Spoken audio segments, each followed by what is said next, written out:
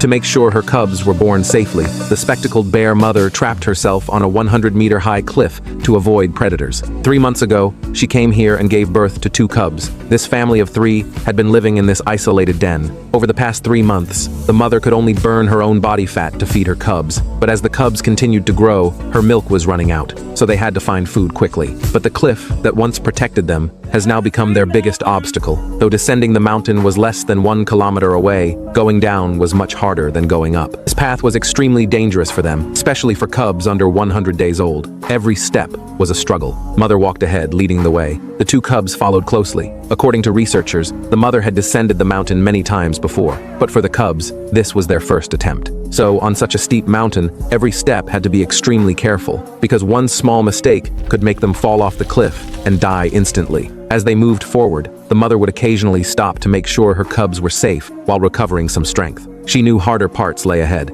As expected, something went wrong. After a brief rest, one cub took the wrong path. She chose another way down the mountain. Suddenly, she couldn't see her mother and brother anymore. They completely disappeared from her view. So, she could only rely on herself. Driven by survival instinct, pushing herself forward and carefully moved downward. Because there had been cases of cubs falling off cliffs, she had to stay fully focused. Otherwise, she might never see her mother again. Finally, the cub made her way down the cliff, when the mother anxiously waited below, hoping to see her daughter. Fortunately, this little cub was both strong and lucky. Her small figure finally appeared safely before her mother. This family of 3 barely made it through the most dangerous section. Then, they continued descending. Before them stood a strangler fig tree that had survived over 100 years of storms. Its fruit is a main food source for spectacled bears. So every year, the mother comes to this big tree. But this year was different, because she now had 2 cubs. When they saw branches full of fruit, the cubs rushed over and immediately started eating.